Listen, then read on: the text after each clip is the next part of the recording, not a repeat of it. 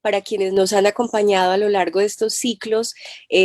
Hoy es el número 4, este es el módulo donde vamos a hablar sobre educación para la salud, aciertos, dificultades y retos para personas con enfermedades crónicas. Hemos entendido que la educación para la salud hace una parte fundamental y debe ser absolutamente tenida en cuenta cuando estamos hablando de la educación para la salud. Es ese elemento central que nos va a permitir a nosotros llegar y articularnos con poblaciones y con personas con dolencias crónicas. ¿Cómo realmente vamos a hacer esta comunión, esta integración de saberes? ¿Cómo nosotros podemos llegar más a partir de distintos elementos integrados desde la comunicación, desde la comprensión, desde toda la evidencia, desde la técnica? ¿Cómo nosotros realmente vamos a lograr que las personas con enfermedades crónicas alcancen unos mejores niveles de comprensión de su enfermedad? Esto es fundamental para que tengan una posibilidad de mejores pronósticos, mejores desarrollos, unas mejores calidades de vida. Entonces hoy estamos completamente felices y de verdad es un honor contar con la presencia de expertos en educación para la salud. Los voy a ir presentando en este momento, les voy a volver a presentar cuando cada uno de ellos haga la intervención, pero les cuento que vamos a tener una jornada muy interesante a lo largo de estas 2 horas. Vamos a conversar con el doctor Diego Lucumí Cuesta. El doctor Diego Lucumí Cuesta es un experto en comportamiento en salud y educación para la salud de la Universidad de Michigan.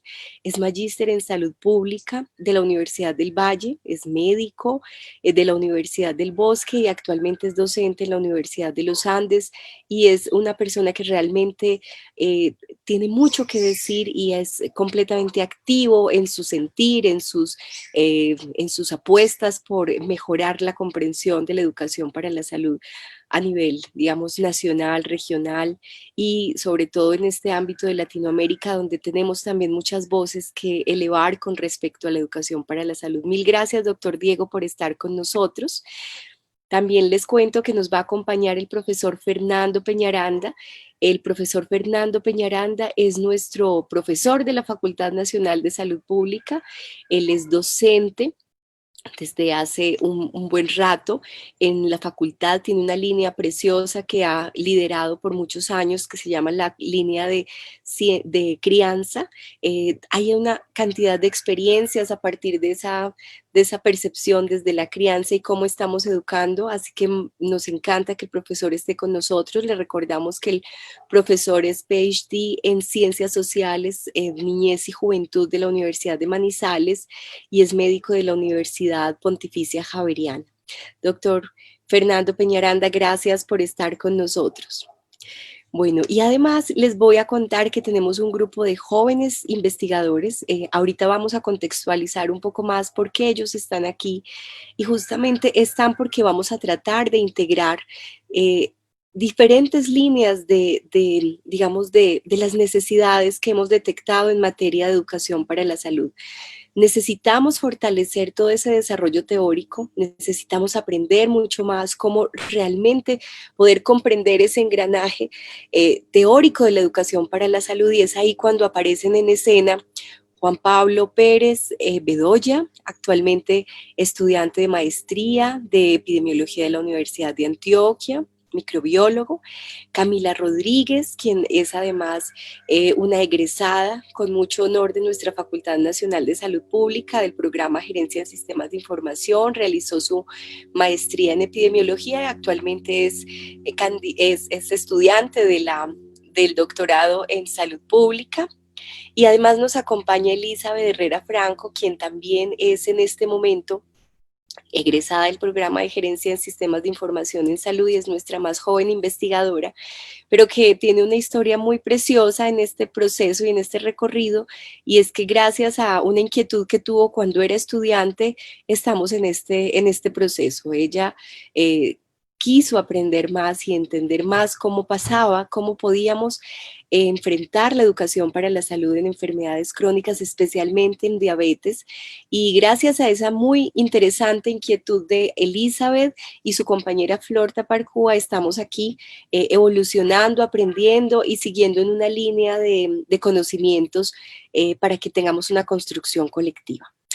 Bueno, entonces, digamos, haciendo este cierre de presentaciones formales, yo me presento, mi nombre es Paula Andrea Díaz Valencia, soy actualmente, eh, soy médico, soy doctora en epidemiología y soy actualmente coordinadora del doctorado en epidemiología y de posgrados de la Facultad Nacional de Salud Pública.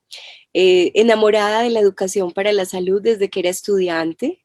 Aprendí muchísimo de la mano del profesor Fernando, la inquietud siempre queda allí y hemos venido tratando de comprender un poco más, continuar avanzando en esas experiencias académicas y en esas experiencias colectivas y colaborativas de cómo realmente vamos a entender más la teoría de educación para la salud. Es absolutamente fundamental, es necesaria y quizá ese es el primer hallazgo que nosotros hemos detectado a lo largo de diversos años de estudio o de diversos años de conversación con distintos actores, tanto con pacientes, con estudiantes, con profesores, con la academia, con la literatura. Nos hemos encontrado con ese gran bache, con ese gran interrogante y es necesitamos más teoría, necesitamos entenderlo más desde el punto de vista académico, cómo se hace y qué es la educación para la salud desde el punto de vista teórico. Y es así como empezamos a tratar de pensarle a ese proceso, tratamos de pensarle a esa educación para la salud para comprenderla mejor y darle sentido a lo que hacemos. Entonces, en este momento yo quisiera invitar al profesor Diego Lucumí a que converse con nosotros acerca de justamente esas reflexiones teóricas. Después vamos a tener el profesor Fernando, quien también va a contarnos y aportarnos desde sus propias reflexiones y finalmente les contaremos una experiencia, esa experiencia práctica que venimos construyendo con el grupo de educación para la salud y todo lo que tiene que ver con educación para la salud de personas con diabetes. Doctor Diego, muchas gracias. Es un honor estar con usted y adelante. Profesora Paula, muchas gracias. Buen día para todos, para todo el equipo allá. Veo que tiene una dieta suyo. Eso nos pasa a todos en tiempos de virtualidad, que cuando menos pensamos nos llegan las hadas inspiradoras de estas presentaciones. Bueno, muchas gracias a todos por este espacio que espero pues sea de gran aprendizaje. Creo que para todos que estamos en un proceso y en un camino de aprender alrededor de estos temas. Creo que pues este tema pues particular en enfermedades crónicas y con educación para la salud pues en mi caso particular pues resulta de todo el interés y qué bueno que se puedan generar este tipo de espacios y la posibilidad también de volver a compartir con Fernando estos momentos de conversación. Yo no sé si tengo aquí habilitado para poder compartir mi pantalla, creo que sí. Yo quiero, digamos, hacer una reflexión a la luz pues, del trabajo que yo particularmente hago, que está, digamos, concentrado en el tema cardiovascular, principalmente en lo que tiene que ver con la hipertensión arterial, como una condición que me ha interesado trabajar. Entonces, alrededor de ello, quisiera como plantear algunas ideas y dejarlas para que las podamos conversar. Voy a unos segundos aquí para estar seguro de que estoy como en los tiempos. Entonces, yo quisiera arrancar, digamos, mencionando unos objetivos que planteé cuando ustedes me hicieron pues, esta amable invitación y básicamente lo que quisiera que pudiéramos, o que yo quisiera, digamos, abordar para la conversación es acerca de esa necesidad de hacer una profundización en términos de la comprensión y la intervención de la hipertensión arterial desde una perspectiva social, que es, digamos, desde donde yo particularmente hago mi trabajo, entendiendo que el enfoque biomédico pues tiene unas grandes posibilidades y es necesario, pero creo que hay un vacío y ya se decía en la introducción, un vacío particularmente desde las aproximaciones teóricas y cómo desde allí es necesario abordar obviamente la investigación y la práctica que lleve a mejores resultados, en este caso frente a hipertensión, pero obviamente también frente a otras condiciones crónicas. Ver cómo, por ejemplo, en esas perspectivas de trabajo, pues hay digamos, una línea o unos intereses desde lo comunitario, y también trabajar, la necesidad de trabajar y conceptualizar y tener presente los temas o lo que tiene que ver con las inequidades. Entonces, desde ahí, digamos, desde esos tres objetivos, quisiera poder desarrollar mi intervención. No tengo pues ningún conflicto particular para declarar. Entonces, aquí solamente porque creo que pues todos los que estamos tenemos una buena comprensión pues, de la hipertensión como problema de salud pública. No obstante, es un problema que, pues, si bien su alta prevalencia pues suele ser un problema desatendido, en algunos casos se ha dicho casi como un problema donde es casi que negado, a pesar, insisto, de su relevancia, es el principal factor de riesgo de mortalidad en el mundo, pero no se corresponden las acciones y los esfuerzos para su prevención con las implicaciones que tiene en términos de mortalidad y morbilidad. Y en ese sentido, digamos que la investigación todavía necesita abordar otros aspectos que tienen que ver con por ejemplo, las desigualdades y en general de la hipertensión y cómo la hipertensión obviamente contribuye a esa distribución desigual de la morbilidad y la mortalidad. Aquí se decía al inicio, es el gran problema que tenemos, particularmente en nuestros contextos, frente a tener modelos o aproximaciones teóricas o referentes teóricos que nos ayuden a entender situaciones como la hipertensión en contextos como el nuestro. Ahí hay un gran vacío, hay una gran debilidad, y esa es una de las apuestas que tendríamos que desarrollar desde la perspectiva de educación para la salud. En el país, digamos, la mayoría de los estudios que tenemos están muy centrados en la perspectiva individual, no necesariamente incluso con una referencia teórica, o sea, porque incluso si lo hiciéramos desde la perspectiva individual con una referencia teórica o con referencias teóricas del nivel individual, pues eso sería fundamental, pero no necesariamente es así. Y, por ejemplo, en esa debilidad teórica, lo que encontramos también es que hay un poco reconocimiento del papel del contexto en la explicación, por ejemplo, de una condición como esta, y por eso la necesidad particular digamos, de desarrollar estos referentes, también teniendo presente el contexto, ya sea el más inmediato, pero también el más distal, que puede incluir temas más estructurales como el desarrollo económico, la pobreza, las inequidades, etc. Pero paradójicamente, digamos que en Latinoamérica ha habido unos desarrollos teóricos importantes en ciertas áreas, pero cuando los hay no necesariamente se corresponden, al menos para el tema de crónicas, con la investigación usando esos referentes. Entonces, en algunos casos hay desarrollos, no los que quisiéramos, pero cuando hay esos desarrollos, desafortunadamente no siempre se llevan a su valoración empírica. Entonces, ahí tenemos un reto importante. Partiendo de eso, entonces uno diría, bueno, ¿cuál es el rol que tiene la educación para la salud?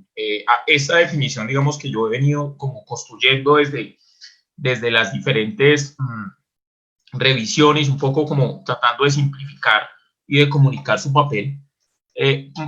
Básicamente resalta pues esa necesidad desde la educación para la salud de entender unos factores sociales y comportamentales que tienen que ver con la salud de las personas, ya sea como a nivel individual, pero hasta el nivel social, y obviamente también con su calidad de vida, pero con ese sentido fundamental de comprender e intervenir esos factores. Es decir, ahí, por ejemplo, frente a otros campos o disciplinas, como yo lo llamo, en términos de la salud pública, pues hay una distinción, pues hay un compromiso no solamente por la comprensión del fenómeno, sino por su intervención.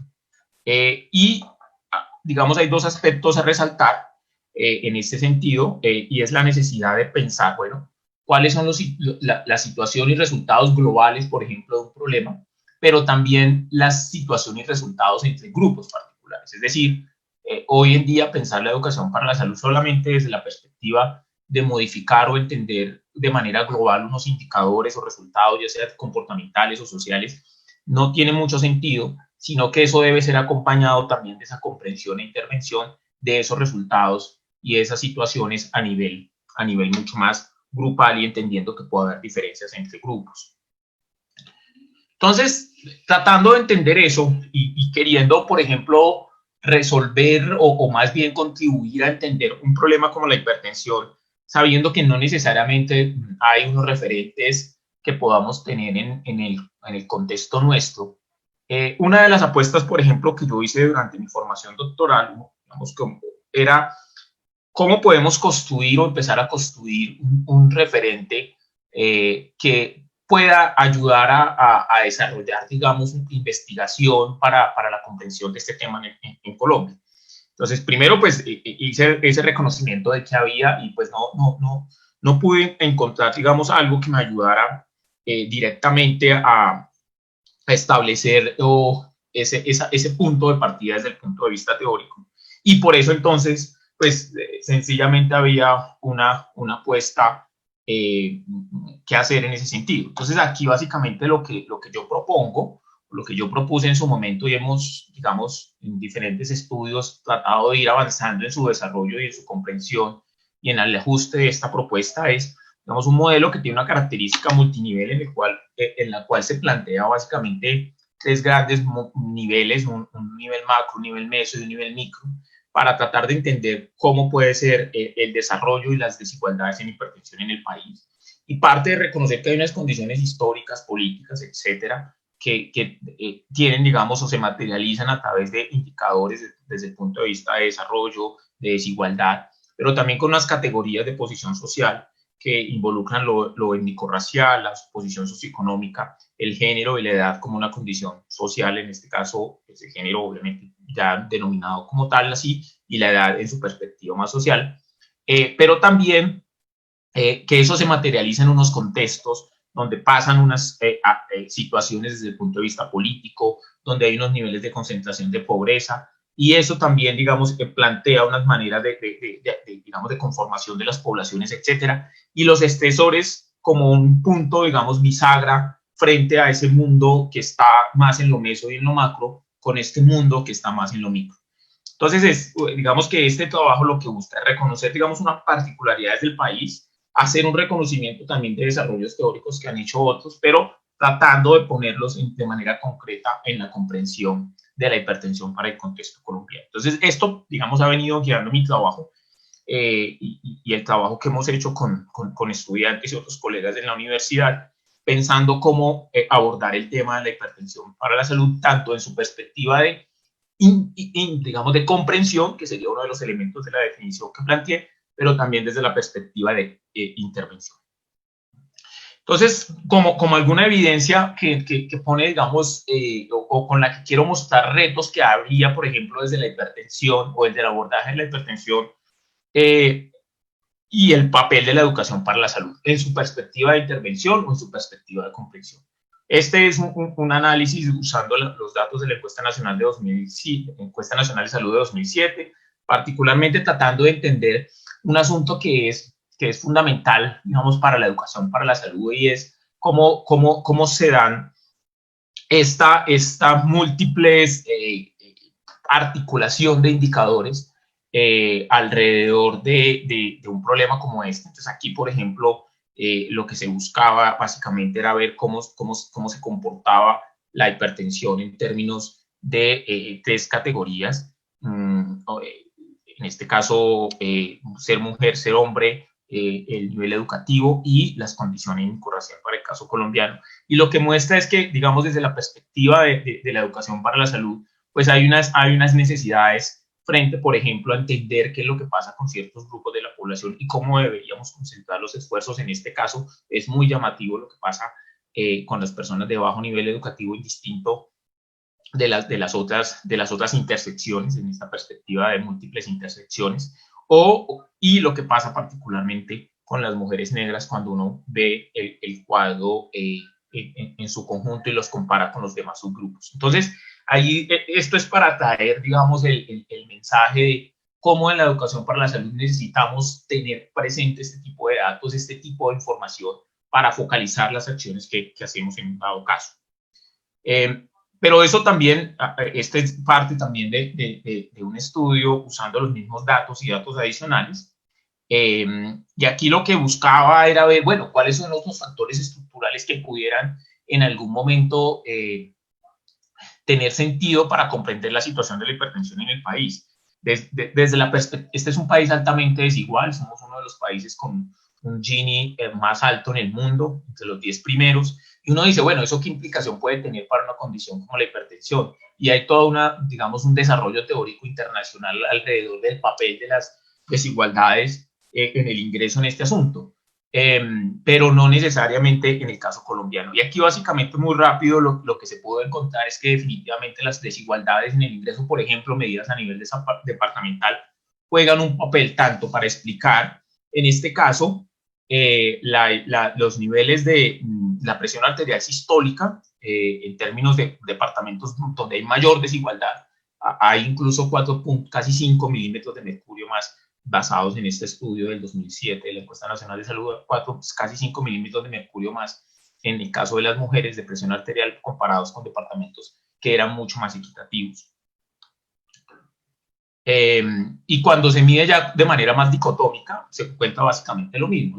Los departamentos en los dos quintiles más altos de desigualdad, uno encuentra mayores niveles de una mayor prevalencia de presión arterial. Hay más posibilidades de que las personas en esos departamentos, particularmente las mujeres, este fenómeno no se encontró para los hombres, lo cual también es llamativo entender qué es lo que pasa, por ejemplo, entre hombres y mujeres, porque en las mujeres uno encuentra más claridad frente a estos indicadores y no en el caso de los hombres. Pero aquí, por ejemplo, una evidencia de que esa desigualdad estructural de Colombia, por ejemplo, puede estar jugando un papel para una condición tan prevalente como la presión arterial y la necesidad entonces de no solamente abordar lo individual, que es donde hemos centrado muchos de nuestros esfuerzos digamos, desde la salud pública, pero también entender cómo estos factores estructurales los tenemos que reconocer en una perspectiva de educación para la salud. Y, digamos, más cualitativamente, ya este ejercicio aplicado al contexto de Quibdó, por ejemplo, que es un lugar donde hemos venido trabajando alrededor de esto, cómo pudimos llegar en un ejercicio cualitativo a hacer una comprensión de qué era lo que pasaba y qué, digamos, las explicaciones que desde la perspectiva de actores sociales y políticos de esa ciudad comprendían para poder llegar a una condición como la hipertensión. Entonces pasamos digamos, de estos factores que suelen ser los que usualmente más abordamos, los de tipo individual, a tener una perspectiva que nos permitió entender condiciones mucho más particulares, mucho más cercanas a las realidades de la situación de hipertensión en Quibdó. Entonces, eso también plantea la necesidad de salirnos de las generalizaciones y tratar de irnos a enfoques mucho más precisos, mucho más contextuales frente a problemas como el que estamos mencionando.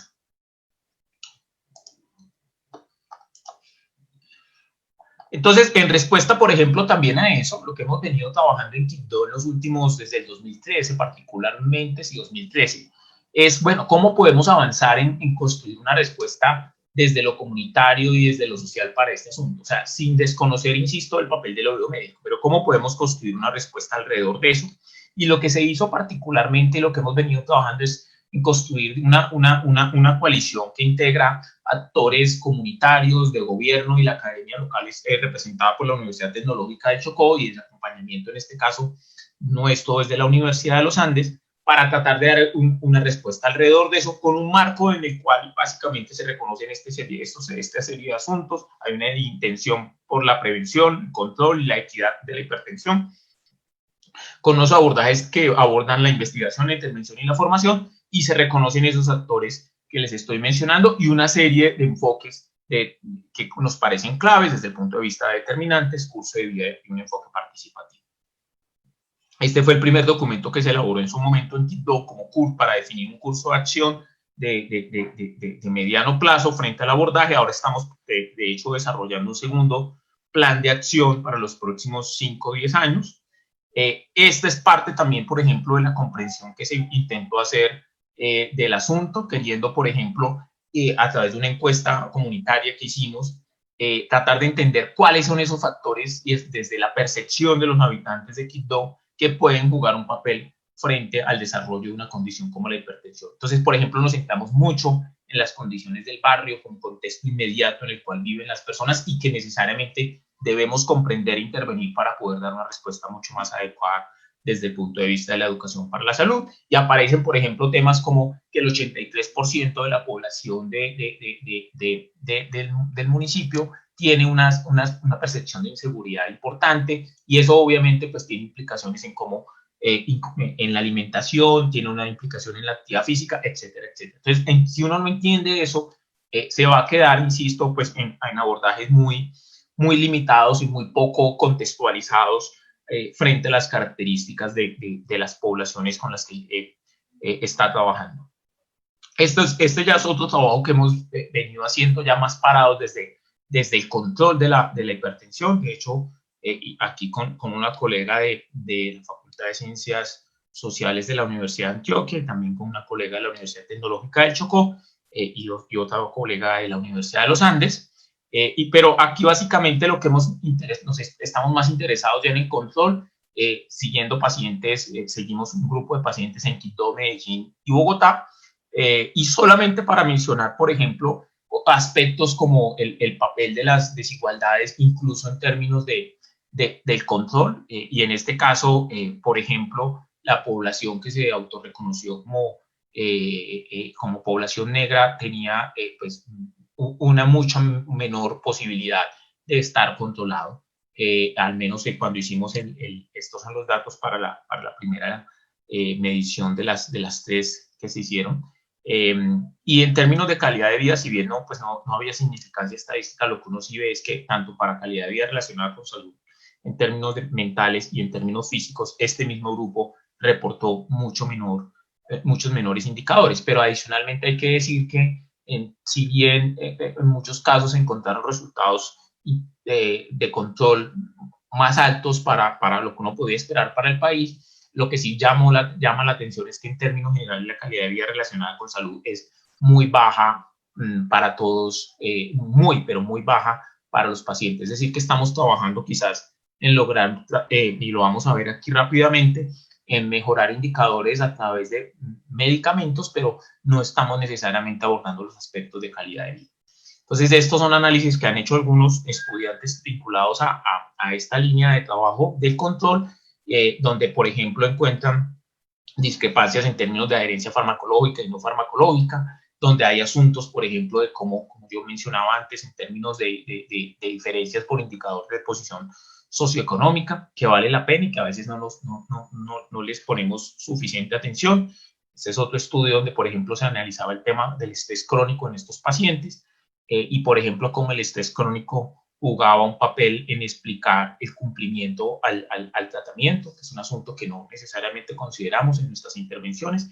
Y vuelve el tema aquí, por ejemplo, de Quibdó, donde se mostraba que el cumplimiento de los pacientes en esta ciudad era mucho menor cuando, por ejemplo, se comparaban con los pacientes de Bogotá. Entonces, solamente quería pues traer como algunos elementos para la discusión frente a cómo todos estos factores influencian o juegan un papel alrededor de estructurar lo que es la situación de los pacientes con hipertensión, y cómo desde la educación para la salud necesitamos reconocer claramente estos asuntos para poder,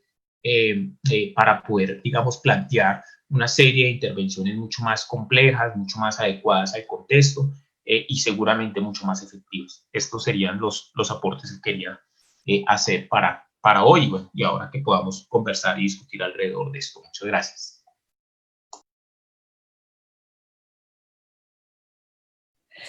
Doctor Diego, muchísimas gracias. Yo creo que tú nos traes a la reflexión esa cantidad de cosas que tenemos que empezar a pensar, cómo pensar de una manera mucho más compleja y mucho más interrelacionada todas las acciones en educación para la salud. Te agradezco enormemente porque nos das luces y nos abres hacia un panorama que de verdad tenemos que empezar a pensar, y sobre todo esa invitación a contextualizar cada una de esas acciones en educación para la salud, incluso desde el mismo ámbito comunitario, como desde la misma base comunitaria, tenemos que tratar de hacer una muy buena integración entre academia, entre lo que sabemos hacer, pero entre lo que realmente deberíamos hacer y podemos hacer por estas comunidades, y a mirar un poco más allá de lo clásico, de lo que realmente hemos aprendido, y trascender esa mirada, mirar de manera integral y empezar a pensar en términos de complejidad. Yo creo que es algo en lo que hemos estado últimamente reflexionando, y es no tenerle miedo a esa complejidad y por ende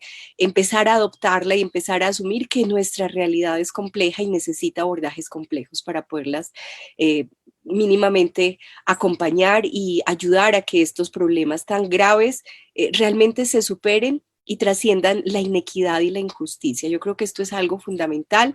Me encantará conversar ahorita. Vamos a darle en este momento un espacio al profesor Fernando, quien a lo largo de su vida, de su trayectoria, ha tenido yo creo que la posibilidad de iluminar muchas de nuestras mentes jóvenes, actuales, futuras.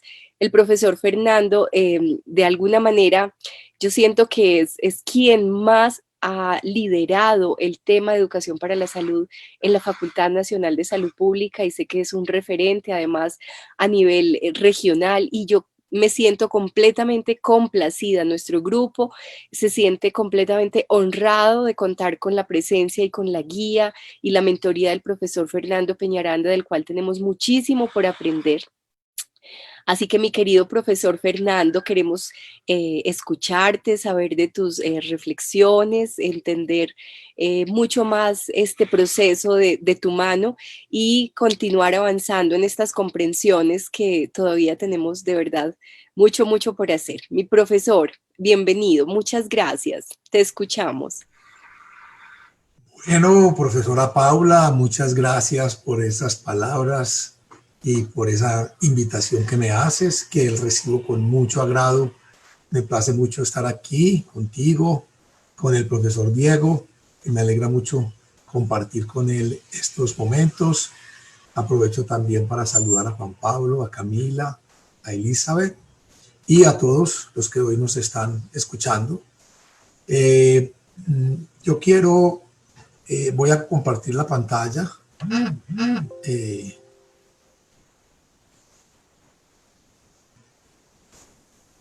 Voy a, sí.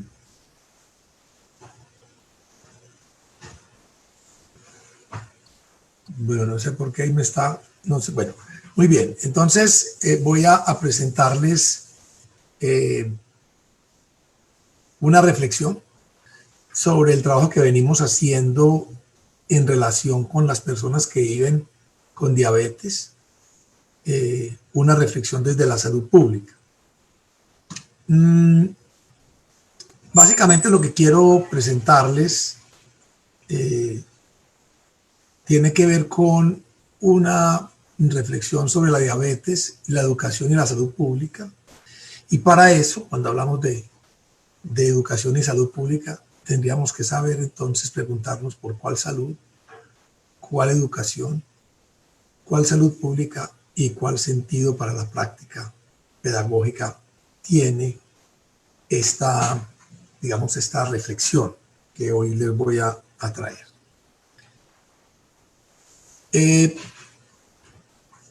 Bueno, lo primero es que quiero plantearles que obviamente la diabetes es un asunto importante para la salud pública.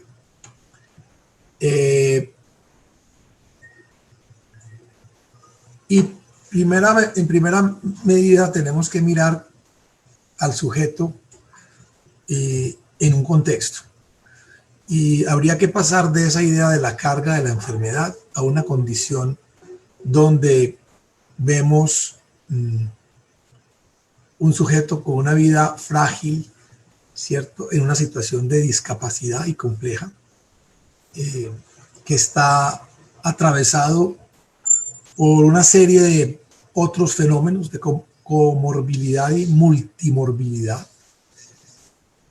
Pero más allá del sujeto específico, nosotros tendríamos que pensar también en que ese sujeto está en un contexto que tiene unas situaciones económicas, culturales y sociales que condicionan un modo de vida más allá de, digamos, de sus propios comportamientos, y que más aún determinan, influencian sus comportamientos. Y obviamente habrá unas condiciones inmanentes al sujeto que tienen que ver con los aspectos biológicos, intelectuales, emocionales, el sexo, edad, la trayectoria de su vida, quién es él, qué ha hecho, y la posición ante la vida, su proyecto de vida, ante sí mismo y ante los otros. La diabetes es un asunto importante para la salud pública, pues precisamente por la morbimortalidad y las complicaciones que esta tiene que ver para una gran cantidad de personas, y no solamente por el número, sino por, digamos, por las consecuencias para el sujeto, y por lo que esto afecta su calidad de vida. Y pudiéramos hablar desde la parte digamos, los costos para el sistema de salud. También es otro aspecto que habría que tener en cuenta. Realmente la educación en personas con diabetes ha venido ganando relevancia precisamente, y eso lo podemos encontrar en los cursos que se hacen para promover la educación, fortalecer la educación, especializaciones, etc. Ahora, yo quiero plantearles a ustedes, si queremos pensar en la educación con pacientes con diabetes, habría que mirar un campo más amplio y tendríamos que mirar la educación en el campo de la salud pública. O sea, cómo se inscribe para comprender la educación que hacemos con personas con diabetes, tendríamos que ampliar la visión y verlo desde la educación en el campo de la salud pública. Y lo que ya el profesor Lucumí nos estaba diciendo ahora es que realmente tanto las prácticas pedagógicas como la investigación se realizan desde una pobre fundamentación teórica. Eso lo han pues encontrado muchos investigadores. Y el otro punto es que se tiene en general una mirada instrumental de la educación. O sea, otras disciplinas son las que tienen que pensar los aspectos teóricos, y lo que hace la salud pública usualmente es aplicar esas teorías. Más aún, muchas veces, como ocurre podemos encontrar en las políticas de salud pública, en las propuestas, muchas propuestas educativas, se aplican propuestas pedagógicas, por ejemplo, de agencias multilaterales, sin una reflexión pedagógica adecuada. Aquí les traigo unas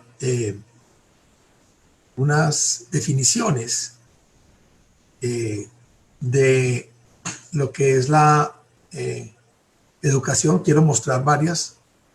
En este caso tenemos la educación para la salud comprende las oportunidades de aprendizaje creadas consistentemente que suponen una forma de comunicación destinada a mejorar la alfabetización sanitaria, incluida la mejora del conocimiento de la población en relación con la salud y el desarrollo de habilidades personales que conduzcan a la salud individual de la comunidad. Esta es una definición que traigo de la OMS.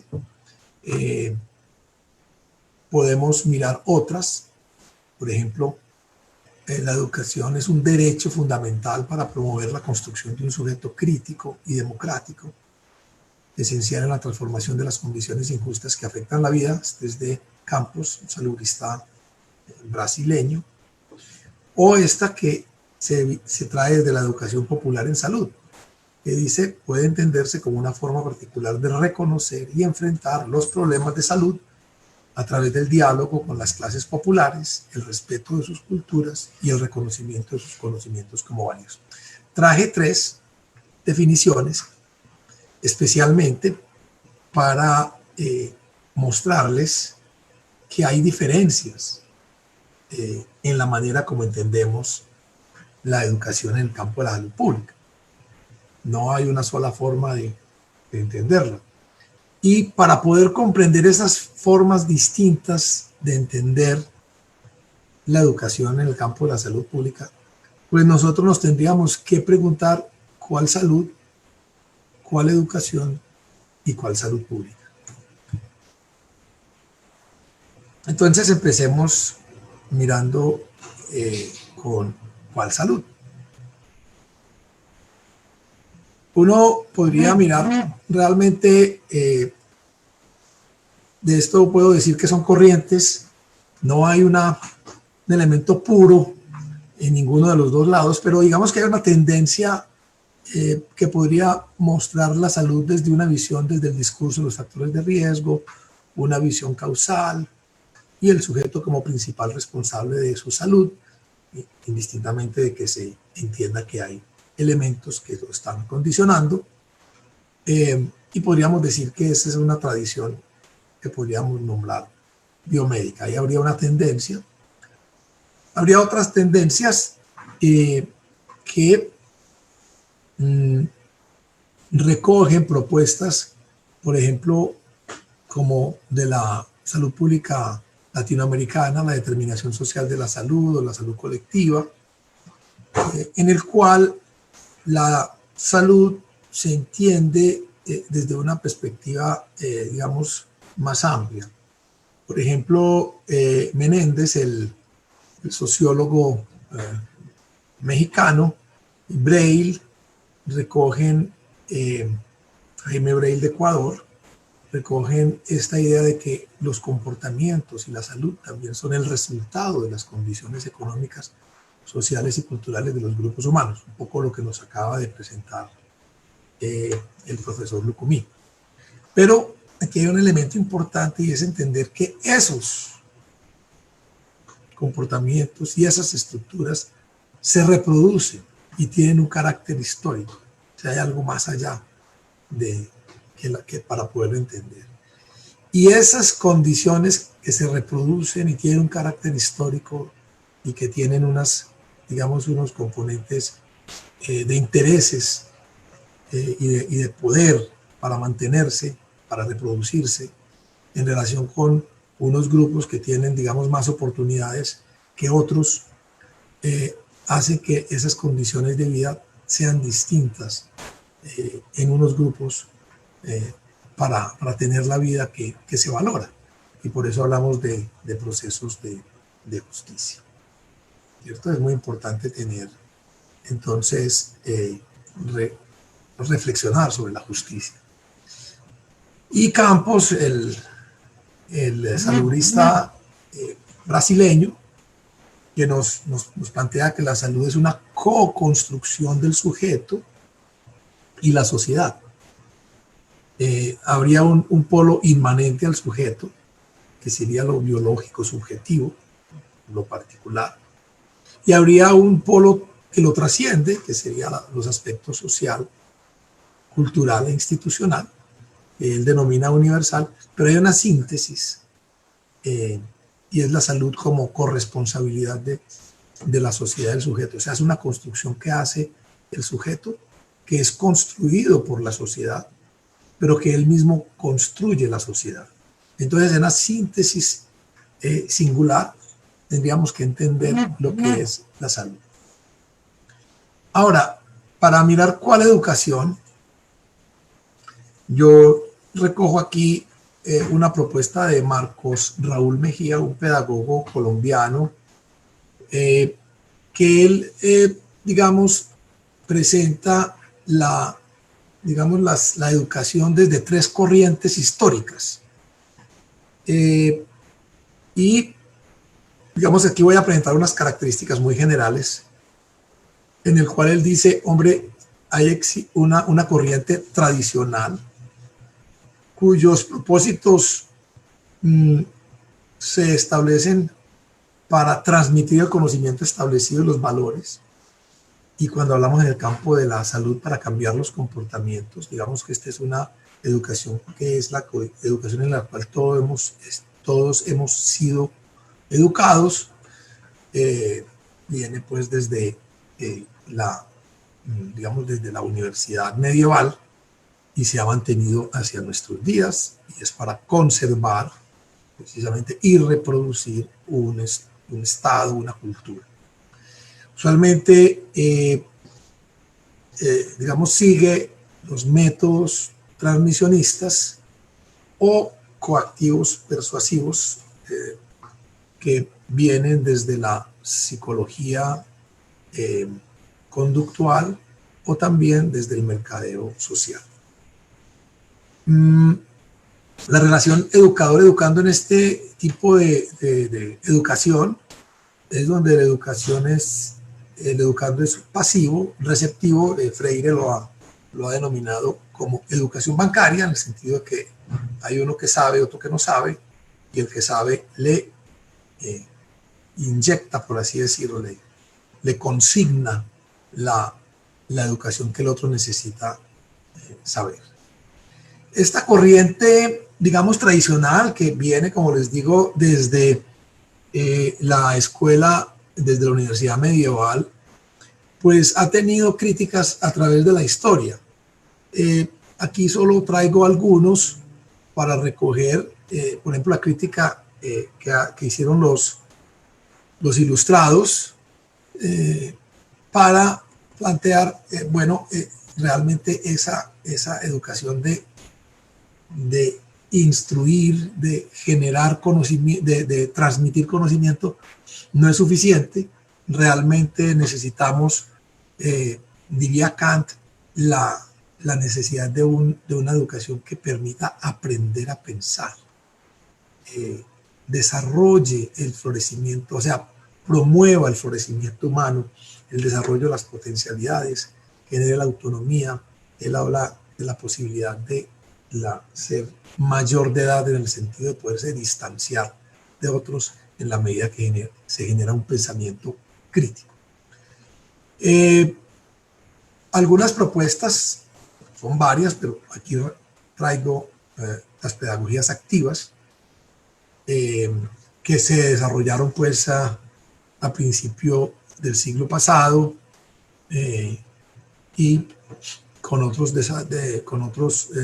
pedagogos, donde digamos que los métodos fundamentales para aprender tenían que ver con la investigación, el descubrimiento, la reflexión. Aquí, obviamente, para estos métodos se requiere un educando activo, precisamente, que es constructor de sí mismo y del conocimiento, y donde hay una relación diferente ya el educador, porque el educador aquí se relaciona con el educando como un mentor, como un facilitador, como un dinamizador de su propio desarrollo, de su propio conocimiento, de la construcción de su propio conocimiento. Y ahora, pues, viene la tercera corriente.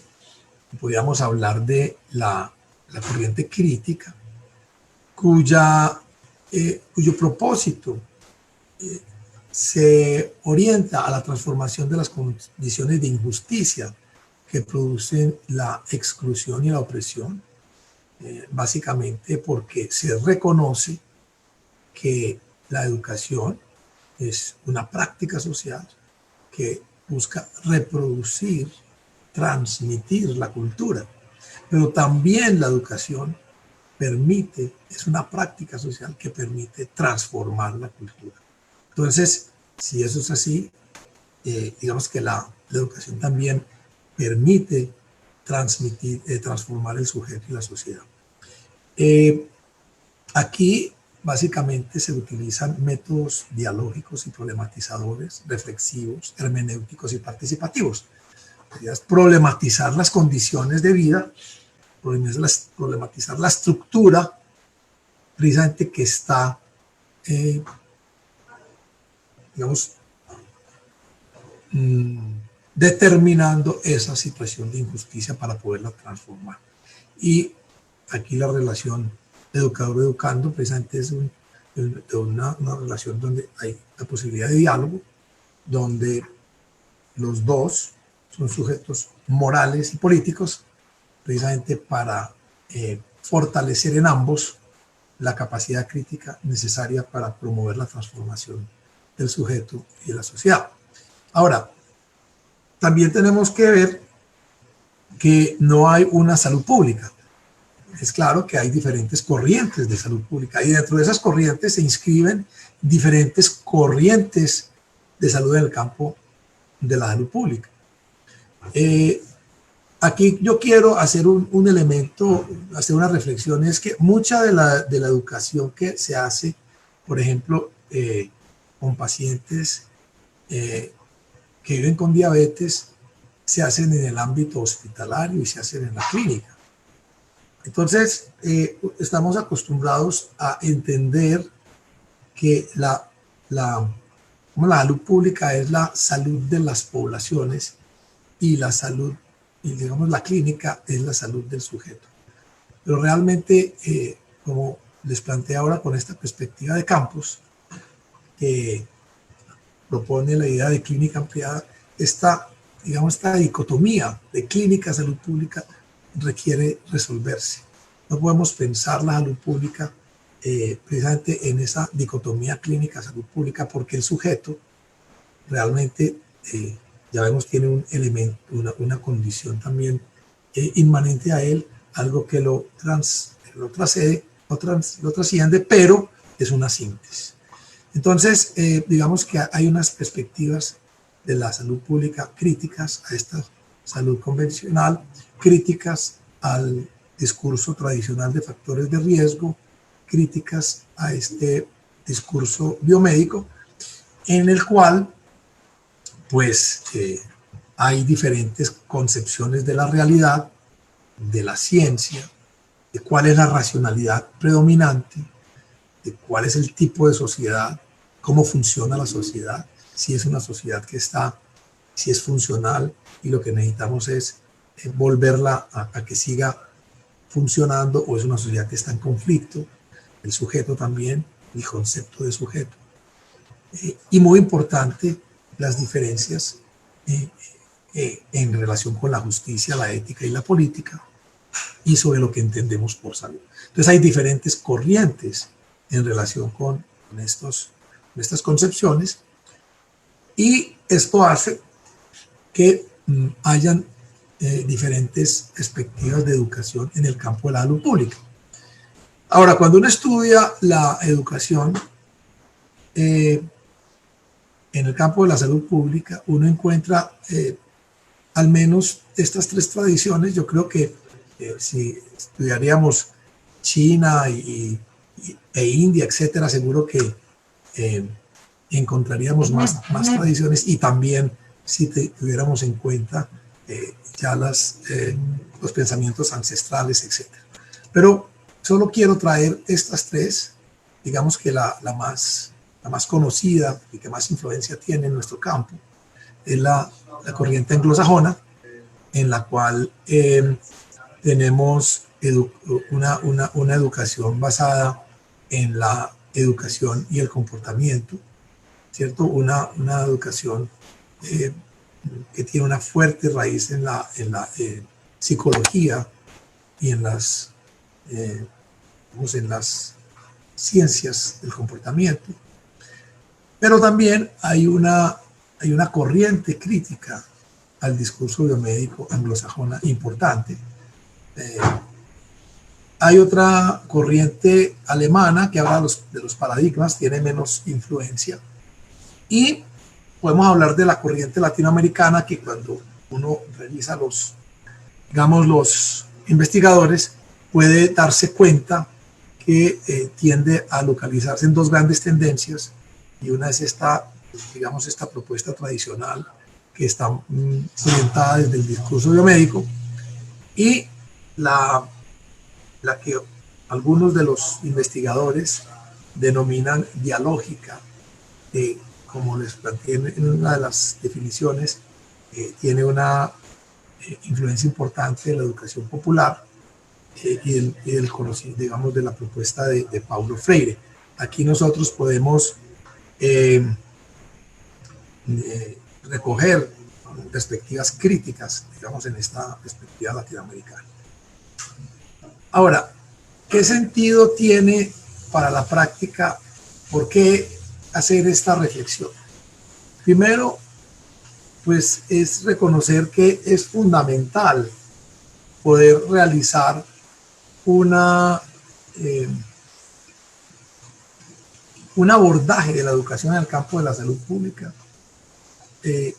desde una reflexión amplia y poder situar la educación con personas que viven con diabetes o con hipertensión, etcétera, poderlas situar en un ámbito más amplio para poder ver todas las relaciones que hay ahí. Entonces, yo termino con esto diciendo pues que la educación tenemos que comprenderla como una práctica compleja y en debate, que hay diferentes formas de entender y hacer la educación con personas que viven con diabetes. La educación es una práctica surcada por debates.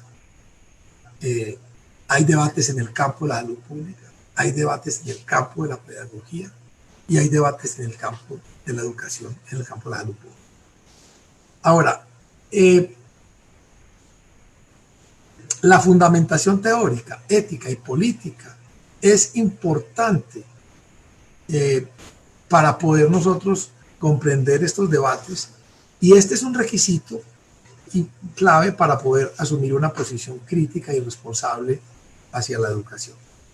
Bueno, entonces yo con esto termino, dejo ahí para que podamos entonces darle paso a los siguientes comentaristas y después podemos hablar. Muchas gracias por su atención.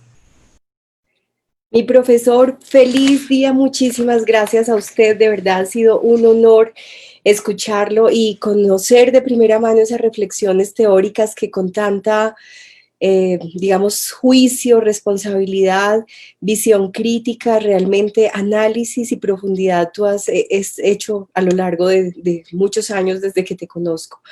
Es de verdad un honor empezar a pensar en esas nuevas categorías de análisis, en ese proyecto de pensarnos de una manera mejor esta educación para la salud. Yo creo que es algo fundamental. Esta invitación que hoy nos haces a ampliar esta perspectiva es fantástica. Yo creo que es algo que tenemos que realmente empezar a hacer o continuar más bien, porque hay muchos como ustedes que lo ha venido haciendo a lo largo del tiempo. Entonces, vamos a dar paso ahora a algo que ocurre, digamos, en medio de la experiencia de querer entender más estos procesos que tienen que ver con educación para la salud y entenderlo más desde esta perspectiva de un caso. Nosotros asumimos como caso la educación para la salud en personas con diabetes.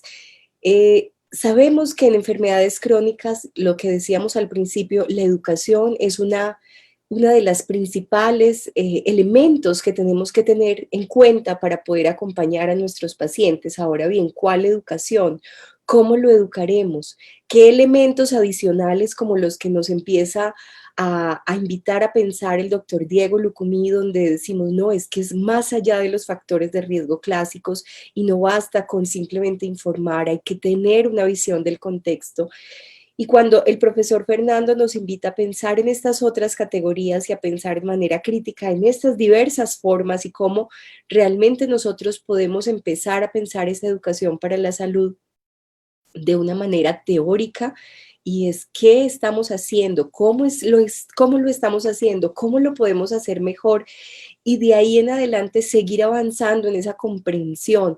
Es fundamental entender la teoría, eso ya lo hemos tenido, digamos, claro a partir de estas dos experiencias que nos empiezan a recrear, y sobre todo el profesor Fernando nos hace ese hincapié en esa teoría. Necesitamos entender la teoría, pero entenderla con un sentido, entenderla a manera de poder realmente comprender mejor estas formas de educar y estas mejores maneras de educar. Bueno, entonces es así como hacemos parte de una investigación y les queremos en este momento contar de una manera muy práctica y muy breve, qué es lo que hemos venido proponiendo para justamente, a partir de este caso de comprender la educación para la salud en diabetes, eh, queremos entenderla desde distintas perspectivas.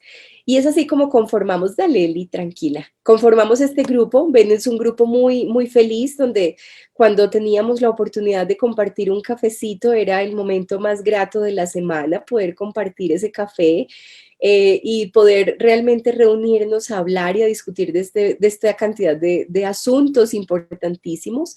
Lo seguimos haciendo con toda la energía, vía Meet, vía virtualidad, y bueno, cada uno con su cafecito en casa, pero seguimos compartiendo este gusto inmenso por encontrarnos y por realmente comprender esta mejor educación. Aquí tenemos el grupo de estudio, es un grupo multidisciplinario donde hay dos fantásticas enfermeras que nos acompañan y que han liderado por mucho tiempo el proyecto de educación para la salud de pacientes con diabetes de la Clínica de Diabetes del Hospital San Vicente de Paúl.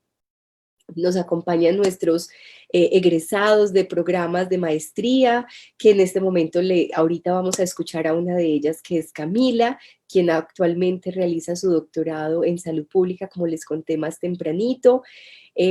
Las dos personas maravillosas que son Eli, que también la vamos a escuchar, Elizabeth Herrera, y Flor Taparcúa, Elizabeth y Flor Taparcúa. Ellas fueron realmente gran parte de la semilla de esta búsqueda, es parte de su trabajo de pregrado, que ha venido evolucionando y que ha venido continuando en este esfuerzo por seguir ahondando más en esos primeros pinitos que hicimos.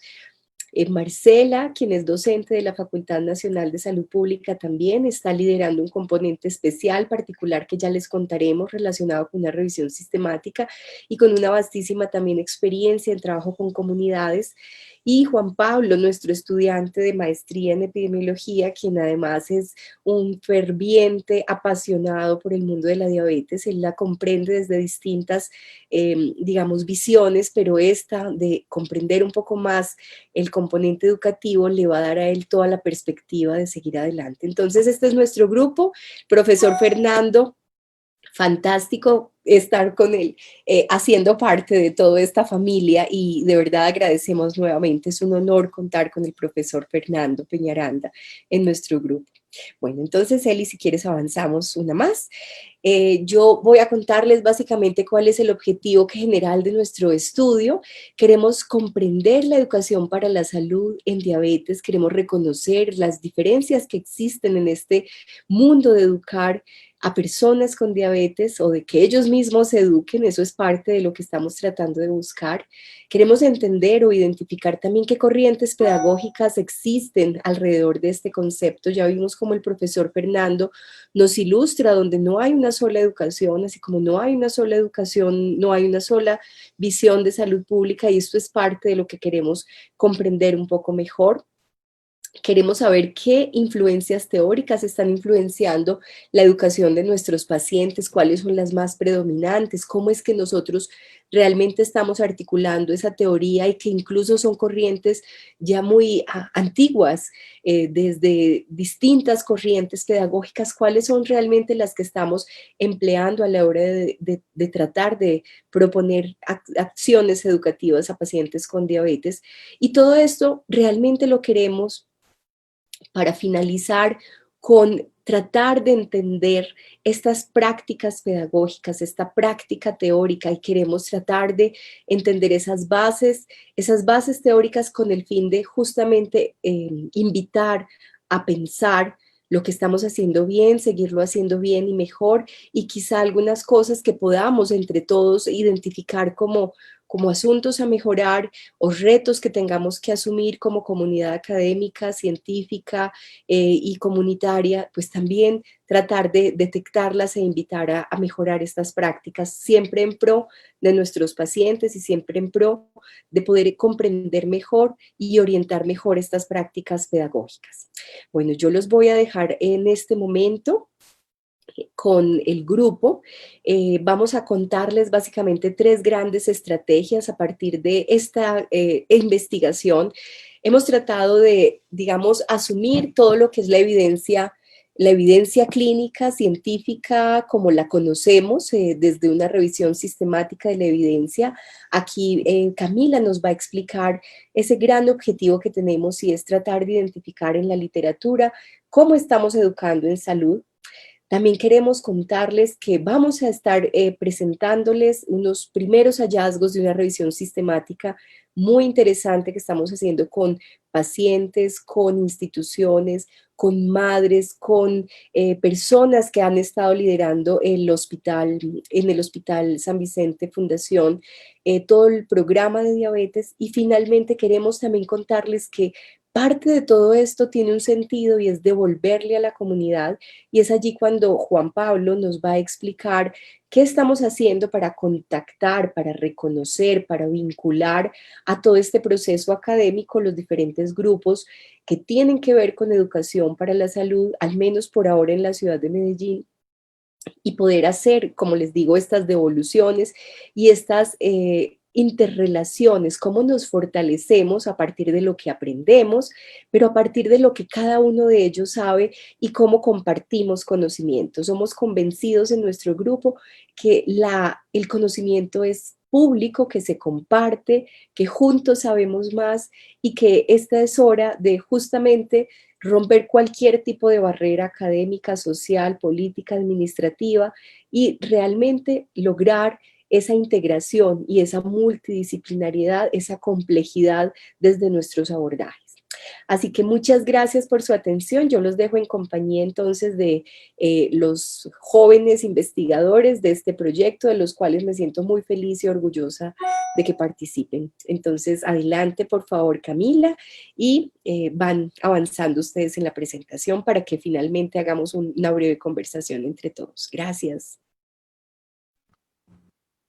Bueno, muy buenos días para todos. Mil gracias, profe Paula, pues por esa introducción. La verdad, pues me alegra mucho poder compartir este espacio y así como pues hacer parte de este grupo pues maravilloso de trabajo. Bueno, entonces, como la profe les mencionaba, para lograr ese objetivo que se propone pues el proyecto como tal, digamos que nos consideramos inicialmente la realización de una revisión sistemática, ¿cierto? Les quisiera pues como comentar que nuestro propósito con la revisión sistemática de literatura es poder conocer acerca de esos programas, de esos cursos, de esas investigaciones que se relacionen con la educación para personas con diagnóstico de diabetes en los últimos 10 años. Para la realización de dicha revisión hemos adoptado la metodología PRISMA, ¿cierto? Que es recomendada a su vez por la colaboración Cochrane, para llevar a cabo pues la revisión como tal, y que es una guía que está internacionalmente reconocida y que es de libre acceso.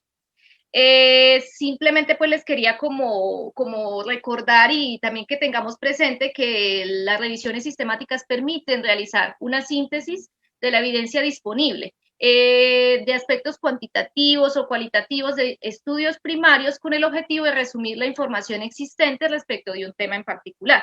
Entonces, digamos que a raíz de pues teniendo en clave el objetivo de la búsqueda y la revisión sistemática, como pueden pues observar en la presentación, la pregunta orientadora que hemos diseñado para ese proceso de búsqueda es qué estudios e investigaciones, ¿cierto?, donde se aborden, por ejemplo, reflexiones teóricas o desarrollos teóricos o propuestas pedagógicas existen en educación sobre diabetes mellitus.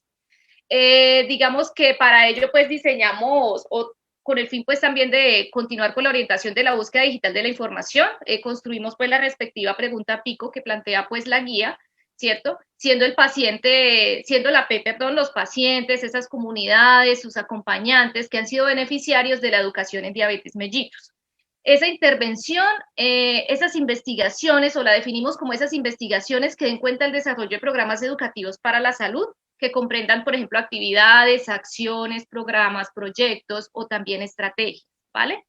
¿Qué queremos comparar? Programas y estrategias educativas, digamos que aborden aspectos como debates, sustentos pedagógicos, ¿cierto? Que se presenten modelos, corrientes, enfoques o tendencias en el campo de la educación para la salud y la pedagogía. Y por último, ese outcome o esos resultados que queremos pues lograr o identificar dentro de los diferentes artículos productos de la revisión sistemática es esos modelos pedagógicos, bien sea que esté explícito dentro del artículo, ¿cierto? O que sea pues un ejercicio de deducción o de un proceso de análisis de los investigadores, quiénes son los educandos, quiénes son los educadores, los contenidos, los métodos, las técnicas y los resultados. Entonces, les quisiera pues como adicionalmente mencionar algunos de esos aspectos claves metodológicos, digamos que han sido pues como esa guía o esa luz que nos han permitido avanzar en este proceso de esta revisión sistemática, ¿vale? Entonces, dentro de la estrategia de búsqueda, hemos considerado que se desarrollen dos fases. Una primera fase es la búsqueda en bases de datos bibliográficas electrónicas, ¿cierto? Indexadas. Y una segunda fase es que con base en los resultados que obtengamos de esa primera fase, se considerará si es pertinente continuar una búsqueda de literatura gris en repositorios institucionales de la biblioteca de la universidad u Open Grade, ¿vale? Bueno, entonces hemos considerado pues como dentro de esas fuentes de información o esas bases de datos electrónicas está PubMed, Lilacs, Cielo y Web of Science.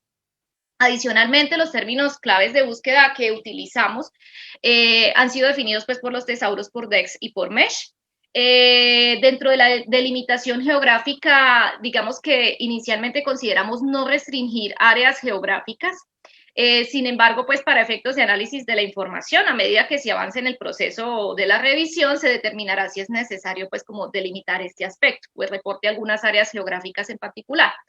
Ya pues les adelanto un poquito porque ya hemos ido adelantando en este proceso, avanzando en este proceso de revisión sistemática, hemos encontrado una cantidad de artículos de diversos países y de diversas pues como localidades pues a nivel mundial. El idioma de búsqueda, inicialmente, digamos que le consideramos dentro del equipo de investigadores para el diseño del protocolo los idiomas de español, inglés, portugués y francés. Sin embargo, pues para esta exploración inicial no se hará pues como una restricción del idioma. Pues aquí cabe resaltar que la mayoría de los artículos que hemos encontrado por el momento han sido pues en inglés como tal. Acerca de la temporalidad, se delimitó que la búsqueda, ¿cierto?, de estos programas en educación, de esta revisión sistemática, pues en general sea de los últimos 10 años. Entonces hemos considerado el periodo de 2010 hasta 2020, ¿vale? Entonces, también hemos considerado, pues, o hemos establecido dentro del respectivo protocolo el riesgo de sesgo en los estudios individuales y entre los diferentes estudios, ¿cierto? Donde se mirarán aspectos como validez interna, validez externa, dependiendo, pues, de la investigación que vayamos a analizar. Hemos encontrado desde ensayos clínicos aleatorizados hasta desarrollo, pues, o investigaciones más orientadas en un tipo, pues, cualitativo, listo, o más orientadas, pues, en un enfoque en ese tipo, pues, de investigaciones. Ya, pues, como para resumirles acerca de la síntesis y análisis de resultados, entonces, pues, hemos comenzado, pues, un ejercicio de lectura, pues, de los títulos, pues, posteriormente del abstract del artículo. Una vez se definan pues los artículos, se les realizará la evaluación del mismo. Para el caso, pues, por ejemplo, de los parámetros establecidos por la guía SRQR, y una vez se cumplan los criterios de evaluación de los respectivos artículos, cada uno se analizará a la luz de una matriz en la cual se mirarán esas variables o esas categorías de interés, variables no, pues no, sino categorías de interés que queremos abordar. Por ejemplo, cómo es reconocido el educador, quién es el que educa, quién hace educación, cómo es reconocido ese educando, quién o cuál es la población a la que va dirigida, si se tiene algún concepto de educación para la salud, entre otros aspectos, ¿vale? Entonces esa matriz pues se diseñará pues en una respectiva hoja de Excel y por el momento me permito pues adelantarles dentro de los principales hallazgos. hicimos ya una primera ecuación de búsqueda, hemos hecho el ejercicio de registrarla también en Próspero, ¿cierto? Y posteriormente, cuando corrimos la ecuación de búsqueda, encontramos inicialmente 568 artículos, ¿vale? De esos 568 ya hemos hecho 2 procesos de filtro. Digamos que pues las personas que lideramos esta parte, como mencionaba la profe Paula, es la profesora Marcela y yo, y pues adicionalmente todo el equipo nos ha pues apoyado pues también para la revisión de los artículos. De esos 568 artículos, hemos ya hecho un primer filtro, 2 filtros, como les mencionaba, se han eliminado 191 artículos, ¿cierto? Tenemos 5 en revisión por temas de acceso o de libre acceso del artículo, y es decir, a la fecha contamos con un total de 377 artículos por revisar. La idea es que cada vez pues vamos filtrando más este proceso, ampliaremos pues la respectiva búsqueda en las otras bases de datos y a medida pues que vayamos teniendo resultados pues les iremos comentando. Muchas gracias, profe, por el espacio y ya le doy la palabra a mis compañeros. Muchas gracias.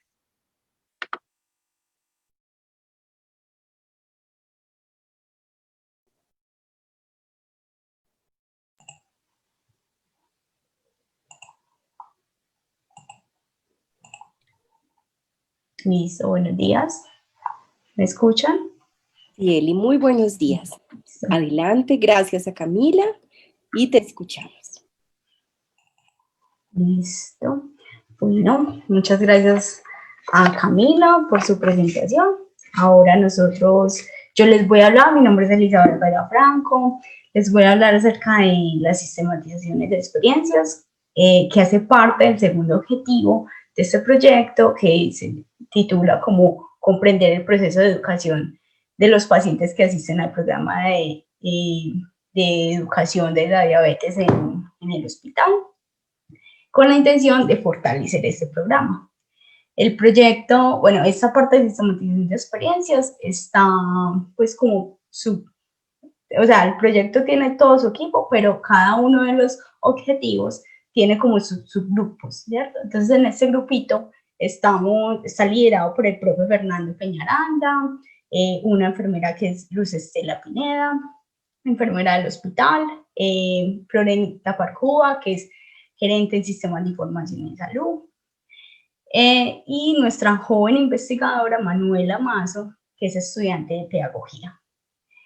Primero, entonces, les quiero hablar un poquito de qué es sistematización de experiencias, ¿cierto? Según Hara, es aquella interpretación crítica que produce aprendizajes y conocimientos significativos, que permite que nos apropiemos críticamente de las experiencias vividas y que comprendamos teóricamente y que podamos orientar todo esto hacia el futuro con una perspectiva transformadora.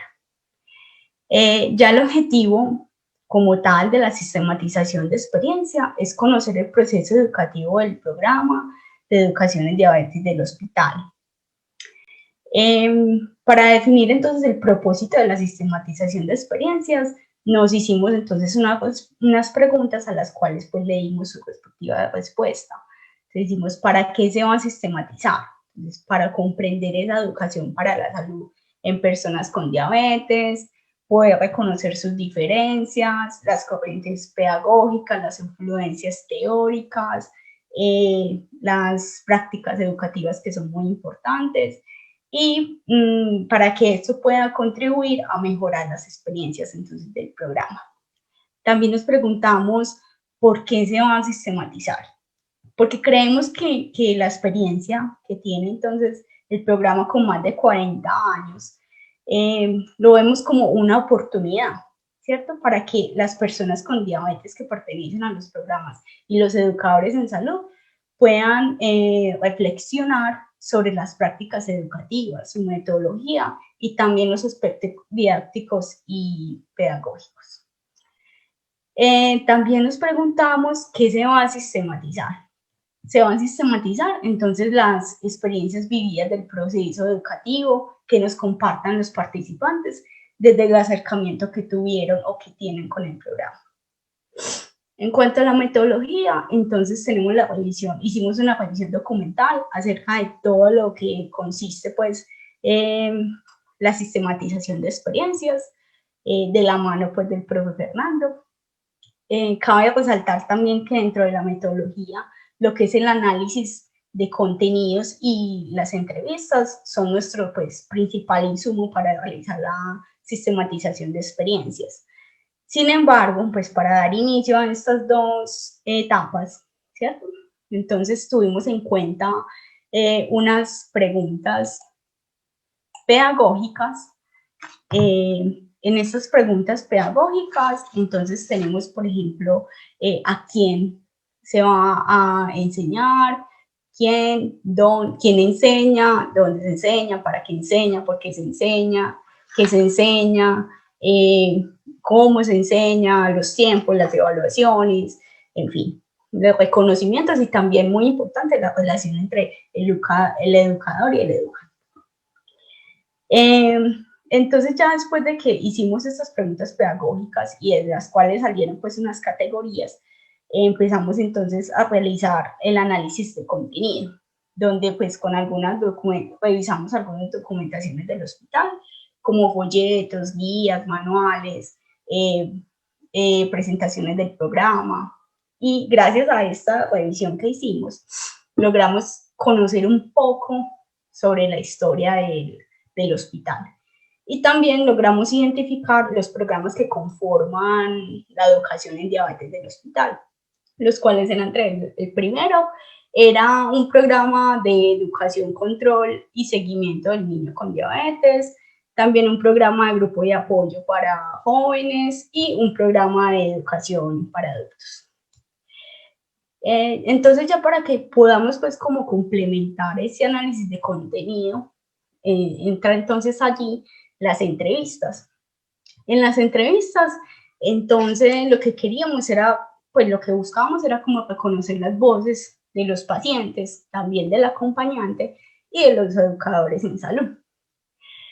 En las entrevistas, pues aún estamos en proceso de las entrevistas, pero hasta ahora llevamos 4 entrevistas, en las cuales hemos entrevistado a 2 pacientes adultos, pero que desde niños pertenecían al programa. Una madre de familia también que acompaña pues a su hijo que ya es adolescente, pero que desde bebé pertenecía al programa, y una enfermera que formó parte de la iniciativa del programa de los niños. Entonces, como les decía, que aún estamos pues en proceso de analizar estas entrevistas y que aún pues nos faltan algunas entrevistas. Sin embargo, hemos logrado pues identificar como algunos aspectos en esas entrevistas que hemos hecho. Por ejemplo, que muchos de ellos nos hablan de que en el programa se vive como un ambiente familiar, que la relación entre el educador y el educando trasciende más allá de la atención médica, y también se resalta mucho que los educandos se ven con un gran valor de humanismo, pues lo ven como que es una persona muy sensible al paciente y se relaciona muy bien con ellos. Entonces, sí, hasta ahora eso es lo que llevamos. Ya nos faltaría pues hacer como el análisis ya de las entrevistas, y aquí vamos entonces con la sistematización de experiencias. Ya le doy el paso entonces a mi compañero Juan Pablo. Él les va a hablar entonces ya del tercer objetivo.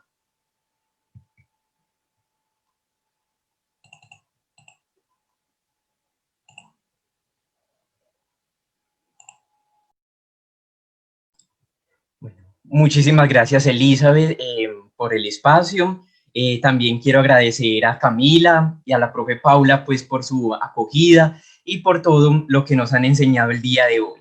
Como dijo Elizabeth, ya la próxima línea de nuestro grupo de investigación es esta línea 3, que la línea 3 tiene como objetivo, como meta, un reconocimiento de estos grupos y programas para la salud, educación para la salud, específicamente en el campo de la diabetes, que estén en la ciudad de Medellín.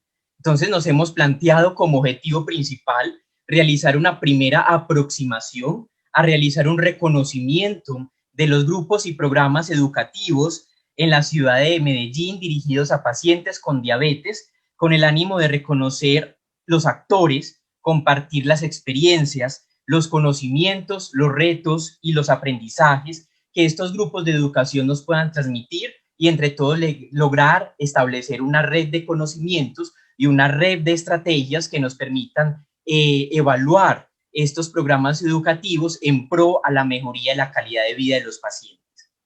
Dentro de la metodología que estamos utilizando una serie de conversatorios. Primero, entonces, hacemos un enlace con una clínica, con un hospital o con un grupo de educación en diabetes.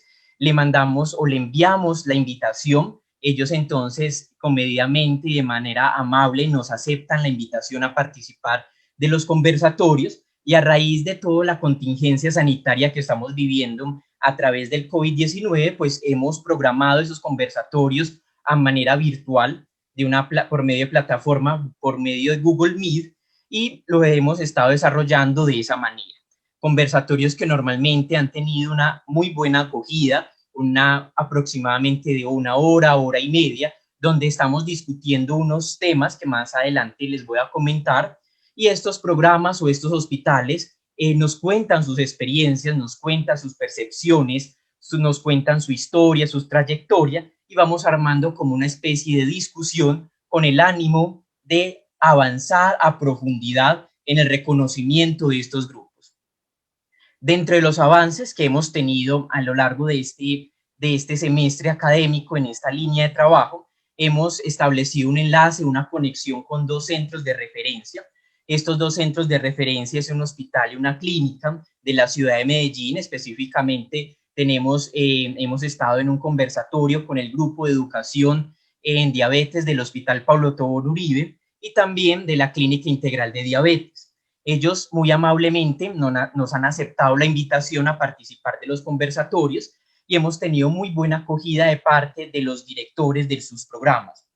Estos 2 centros de referencia tienen alta trayectoria y alta experiencia en el manejo del paciente diabético, desde un enfoque muy integral, desde un enfoque muy holístico.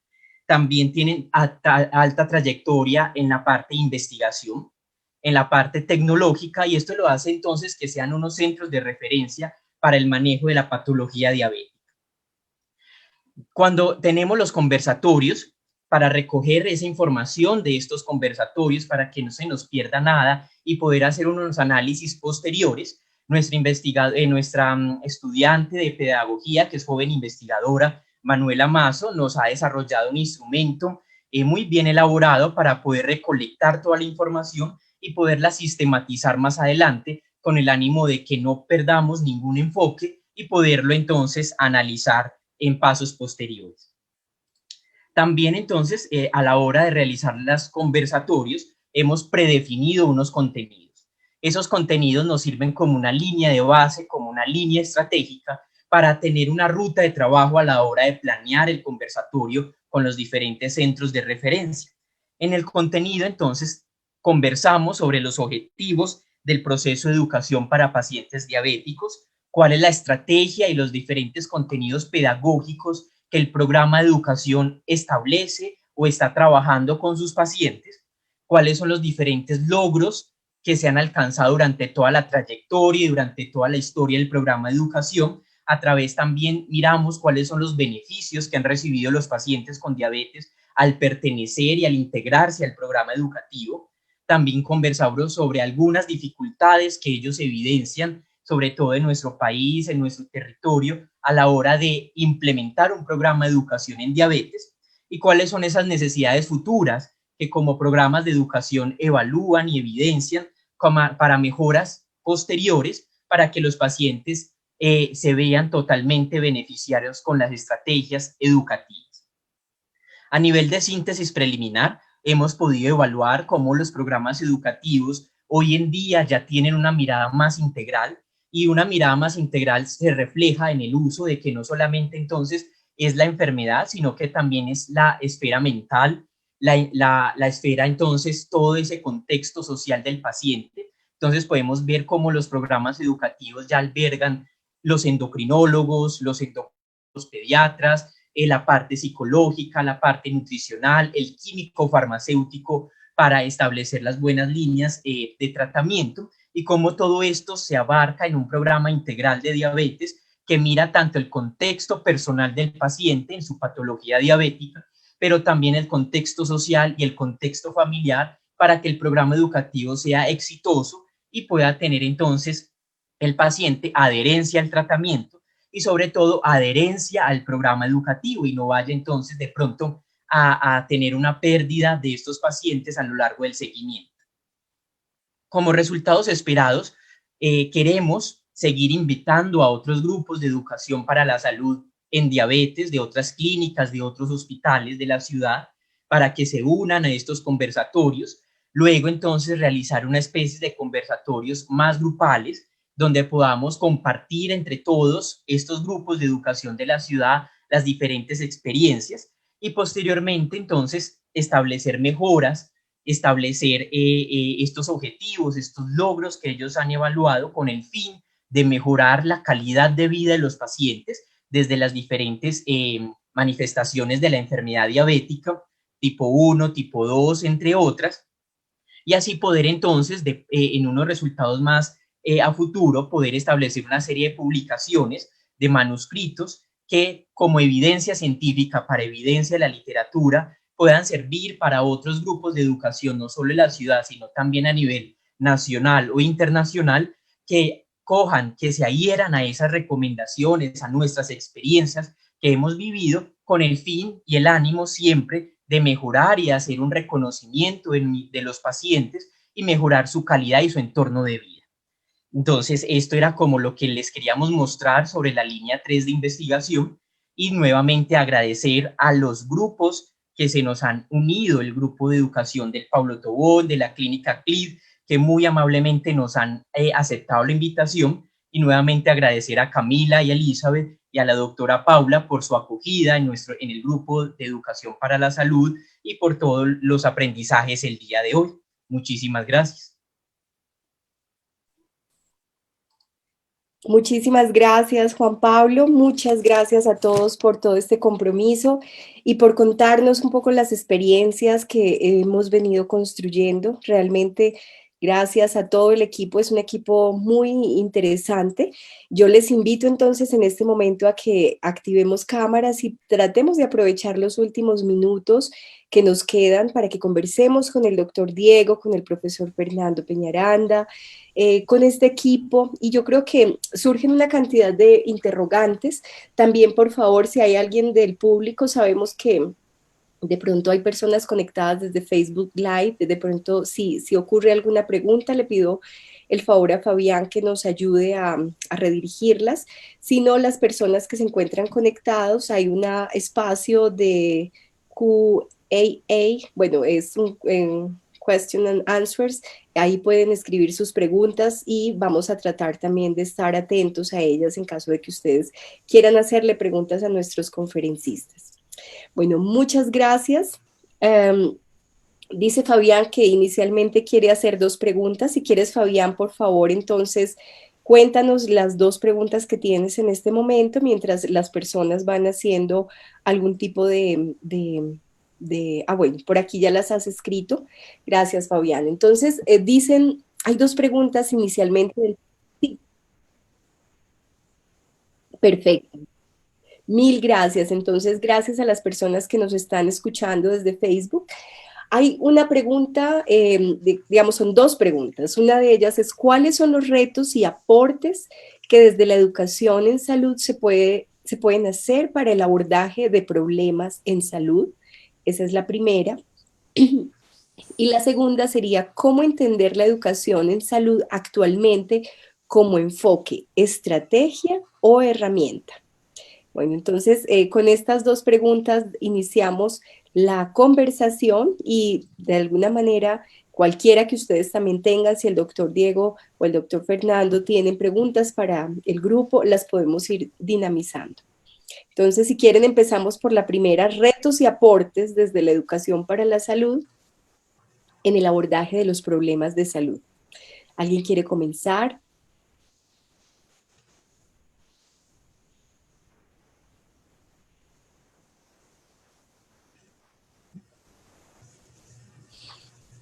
Bueno, mientras ustedes van comenzando, Yo diría que los retos son cantidades aún. De hecho, el profesor Diego y el profesor Fernando nos plantean retos. El profesor Diego desde invitarnos a pensar en esos abordajes multidisciplinarios, y ahí la pregunta para el profesor Diego sería, bueno, ¿cómo hacer efectivos, doctor Diego, eh, esa real mirada a los abordajes interdisciplinarios y sobre todo la particularización? Sabemos que no todos los lugares geográficos, políticos, sociales son iguales, pero pudiésemos identificar algunas características generales, algunos patrones que nos permitan a nosotros, de alguna manera, desde la educación para la salud, recomendar que algunas de esas miradas tienen que estar allí cuando realmente queremos educar, queremos hacer acciones de educación para la salud. Existe algo que de manera, digamos, un poco generalizada nos permite invitarnos a pensar en esos multiniveles que usted encuentra en sus investigaciones y en ese desarrollo teórico. Entonces, no sé, profesor Diego, adelante. Profesora Paula, gracias. No, pues digamos que Fernando también lo mencionó en su momento, hay es una gran riqueza en términos de lo que pudiera ser las aproximaciones de educación para la salud, desde, no solo desde la posibilidad que hay de que vengan, digamos, diferentes personas formadas en múltiples áreas, disciplinas, sino porque incluso para quienes somos una disciplina, un área particular, podemos buscar expandir digamos, nuestro campo y aprovechar, digamos, desarrollos teóricos, investigativos en otras áreas y traerlos a la conversación de educación para la salud. Esto es lo que quiero decir, es como un ejercicio en doble vía. Por un lado, la posibilidad que hay de la educación para la salud de integrar personas que vienen desde diferentes áreas.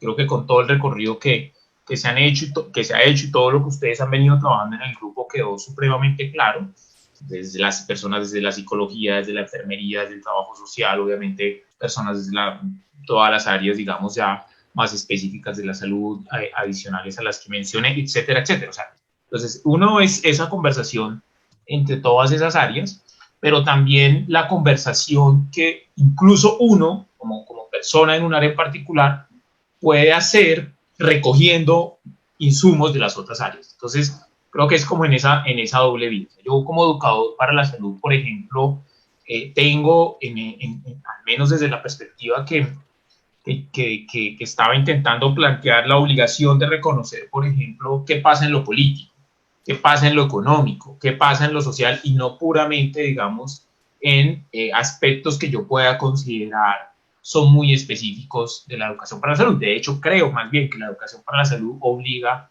a ese reconocimiento de esos diferentes campos. Entonces, ahí, por ejemplo, para unirlo a la primera pregunta, es lo clave que resulta esta idea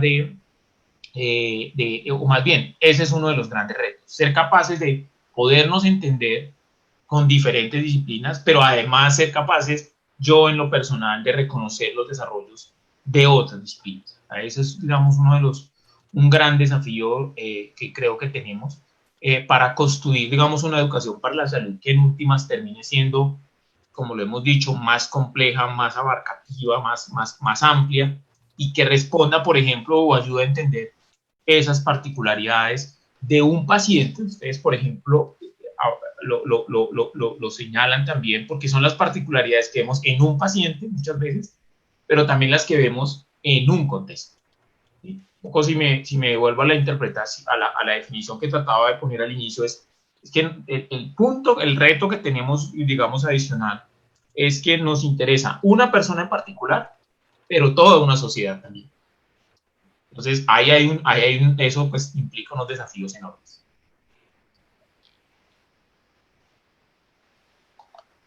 Mil gracias, muchas gracias, doctor Diego. Coincidimos mucho y nos das muchas luces para repensar y bueno, esos retos siguen estando allí.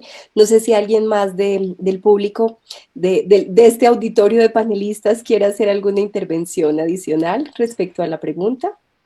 Profe Fernando, que te veo activando micrófono. Adelante. Yo puedo, retos y aportes para para los problemas de salud. Yo me pongo a pensar en la pandemia que tenemos en este momento. Y si miramos quiénes son los grupos humanos más afectados, vemos que hay una gran diferencia entre quienes tienen mayores oportunidades a quienes tienen menores oportunidades para una vida buena. Es claro que quienes más están sufriendo la pandemia son estos grupos de los que les hablo.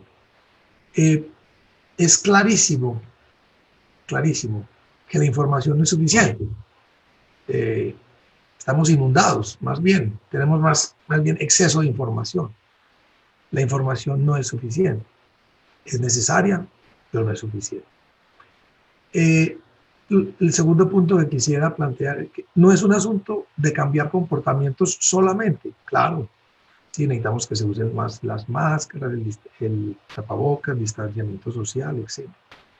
Pero fíjense que también necesitamos que se reconozca que la pandemia ha destapado una crisis social, económica y cultural, digamos, tremenda. Entonces, y que está, digamos, causada por una injusticia muy grave. Entonces, precisamente lo que busca la educación es promover una posición crítica, no solamente pues al uso de los, digamos, a cambio de los comportamientos, sino una posición crítica a qué es lo que está sucediendo y por qué está sucediendo y por qué hay estas diferencias, por qué unos tienen menos acceso, otros tienen más posibilidades que otros. Entonces aquí la educación también debe promover esas demandas de los derechos para garantizar las oportunidades para una buena vida. Y lo otro es si la educación es una estrategia o una herramienta. Ese es el problema, precisamente, que se entiende como estrategia o herramienta. Ahí es donde tenemos el grave problema. Y cuando la entendemos como una estrategia o una herramienta, es algo que usamos, traemos de otros. No es un asunto de nosotros, de la teoría de nosotros. Por eso es que yo creo que eso le ha hecho demasiado daño a entender esto. Y lo que necesitamos entender la educación es, primero, como un derecho. No es una herramienta, es un derecho. Y segundo, que es un componente fundamental de la salud pública. No es una herramienta, es un componente central que merece su reflexión teórica, al igual que otros elementos de la salud pública. Bueno, yo dejaría ahí, Paula, muchas gracias. Yo quisiera ahí quizás, digamos, solamente hacer que creo que Fernando trae un punto fundamental, lo hemos discutido en otros espacios con él, y es esta, además de lo que Fernando, en lo que coincido con Fernando totalmente en eso último que está mencionando, pero no solamente, digamos, creo que es problemático verlos, digamos, de forma tan utilitaria, o ver la educación para la salud, por ejemplo, de forma tan utilitaria, sino que le resta sus posibilidades. Es decir, nosotros tenemos un gran conjunto de posibilidades de acción, de intervención, de comprensión, pero cuando se ve de una manera tan concreta, tan delimitada, estamos renunciando de manera importante a esas posibilidades que tenemos de desarrollo. Entonces, digamos, las posibilidades que tenemos de desarrollar intervenciones, de pensar en cómo implementarlas, de evaluarlas. O sea, estamos perdiendo, digamos, en el ejercicio. Yo, digamos, lo que quisiera complementar es un poco más en el ejercicio como educador para la salud. Me estoy limitando en mis posibilidades. Entonces, aquí, por ejemplo, teniendo todo este semillero y todas estas personas interesadas, decirles que la educación para la salud, como lo plantea Fernando de manera muy clara, es solo un instrumento, es una herramienta. Es restarle a ellos la posibilidad de decir, bueno, estoy queriendo avanzar y desarrollarme en un campo donde hay posibilidades, ¿sí? Porque entonces se vuelven ellos, digamos, una cosa también muy instrumentales. Entonces, creo que el mensaje es que vean que la educación para la salud definitivamente tiene muchas posibilidades desde lo político, desde lo social, desde lo económico, desde las acciones con las personas en las comunidades, etcétera, etcétera. Entonces creo que ese llamado de atención que hace Fernando hay que recogerlo claramente.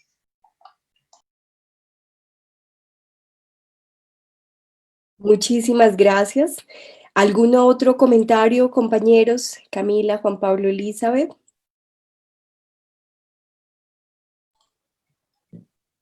Profe, yo creo que es importante, como dice el profesor Fernando y el profesor Diego, empezar ese enfoque integral de la educación, ¿cierto? Mirar todas las perspectivas que abarca el paciente con diabetes específicamente o todos los pacientes, mirarlo desde todos los enfoques, porque desde todos los enfoques, cada enfoque entonces genera un poco de problematización y cada uno de ellos hay que abarcarlo y hay que abarcarlo de la mejor manera. Y otro punto importante que decía el profesor Fernando y que lo evidenciamos con los invitados a los conversatorios es la parte del COVID-19, ¿cierto? Cómo el COVID-19 de una u otra manera fragmentó un poco la educación que venían haciendo y cómo estos grupos de educación tuvo que reestructurarse para establecer otras estrategias, otras herramientas para evitar la pérdida en el seguimiento de los pacientes y evitar todo lo que ya habían abarcado con ellos. Gracias, Juan Pablo. Profe, solamente quería complementar un puntico, pues respecto a lo que mencionaban el profe Fernando y el profe Diego.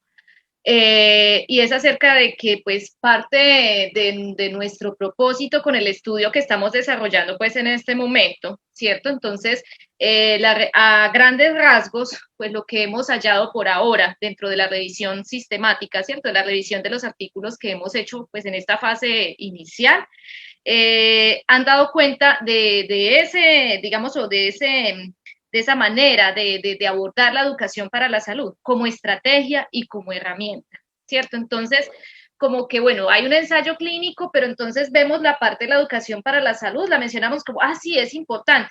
No, sí, se le dio esta charla, pero pues que hemos conversado pues en otros momentos como en un sentido de, bueno, direccional, ¿cierto? Vertical. Entonces, es muy interesante y digamos que parte, pues, de hecho, pues el objetivo mismo y de la reflexión que queremos hacer de la revisión de estos artículos es dar cuenta de esos procesos, ¿cierto? De cómo se entiende ese educador, ese educando. Hay una reflexión en torno a los conceptos, a los modelos, a las diferentes teorías, ¿cierto? Como tal, entonces va a ser un análisis y una interpretación, pues un ejercicio de análisis, mejor dicho, pues muy valioso y que le va a aportar pues también a eso pues que mencionaban los profes y que con seguridad ellos en otro momento han abordado en otras investigaciones o en otros aspectos, ¿vale? Pero entonces un ejercicio pues que será muy enriquecedor. Mil gracias, Camila. Bueno, yo creo que el profe Fernando nos va a decir que, como siempre, vamos nadando contra la corriente, ¿cierto? Y vamos a tener que seguir nadando como los salmones, porque si no, no hay nada que hacer y seguiríamos haciendo exactamente lo mismo que se hace. Pero que ese reto de realmente repensar esa educación para la salud como un derecho, también nos genera unas responsabilidades, diría yo. Y es una responsabilidad de, bueno, ¿cómo vamos a hacer para que realmente se entienda, se comprenda que la educación para la salud es ese derecho y es ese eje fundamental? Creo que si, digamos, llegamos a esa gran conclusión de este espacio, de este panel, de este debate, vamos a tener mucho más claro que quizá ese es el norte. ¿Cómo llegamos allá? Es una construcción que todavía debe seguir operando colectivamente. Y ahí yo diría que para retomar estos últimos 5 minuticos que nos quedan, para que cerremos a las 10 muy puntuales, haciendo honor al tiempo de todas las personas que nos acompañan, simplemente quisiera conversar con ustedes, profesores, compañeros, cuál es la manera de conectar esa comunidad. Y yo quisiera que aquí tanto el profesor Diego como el profesor Fernando, y de hecho la experiencia que estamos haciendo con el equipo, es cómo conectar esa comunidad a que sean la base y a que sean realmente actores claves a la hora de pensar y repensar estos procesos teóricos de educación para la salud. Porque creo que sin ellos no tendría mucho sentido hacerlo, y es llegar a esa particularización, a esa individualización, si se quiere, o a ese micromundo, ese microcosmos que realmente necesita empezar a entender que la educación para la salud es un proceso integral e integrativo. Entonces, les dejo con esa pregunta estos últimos 6 minuticos para que podamos hacer el cierre un minuto antes de las 10. Mil gracias. Adelante, quien quiera, se puede tomar el micrófono. Diego, nuestro invitado. Adelante, profesor. Gracias. Una pregunta, pues, digamos que muy pertinente y compleja, pero yo trataría, digamos, como algunos bullets aquí para ser muy concretos. Uno es, definitivamente no podemos seguir pensando, o al menos es la perspectiva que nosotros hemos venido trabajando, no podemos seguir pensando en una educación para la salud en la cual nosotros somos los protagonistas. Los protagonistas definitivamente tienen que ser las personas con las que estamos trabajando, las comunidades con las que estamos trabajando. Yo siempre le digo a mis estudiantes, cuando hablamos de esos temas, que les tengo una gran noticia, que sería lo segundo, y es que ellos ya dejan de ser responsables del cambio. Entonces les digo a ustedes, o sea, con esta clase resuelven se quitan unos 2, 3 ladrillos de los hombros, porque su papel no es o sea, ustedes no son los que van a responder por el cambio. Su papel es ayudar a facilitar que el cambio ocurra.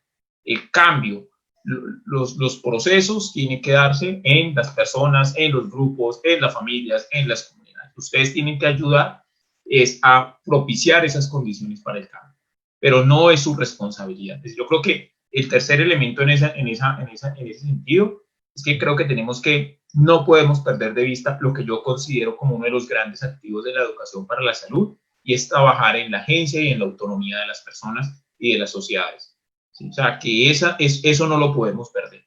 Como educadores para la salud muchas veces entramos a limitar esas condiciones de autonomía o de agencia de las personas o las comunidades. Entonces, no perder eso digamos, ese elemento es fundamental. Y lo último que diría alrededor de todo eso, de esa relación que se construye, es que estas relaciones, si en verdad queremos que puedan, digamos, ser significativas, si en verdad queremos que puedan tener un efecto real, de largo plazo, sostenible, tenemos que pensarlas de mediano y largo plazo. O sea, no podemos pensarnos como procesos concretos, puntuales. Claro, hay momentos donde tenemos que hacer intervenciones o acciones de rescate puntuales, específicas, pero la reflexión debe ir mucho más allá de una interacción de más largo plazo, y reconociendo eso que al menos, por ejemplo, hemos intentado decir, que hay condiciones muy proximales, pero que están estas condiciones estructurales que van a requerir, por lo tanto, ese ejercicio de largo plazo. Muchas gracias, doctor Diego.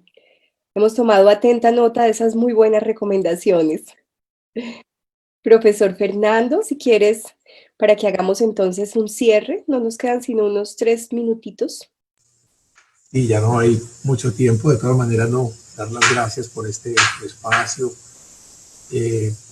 por la presentación.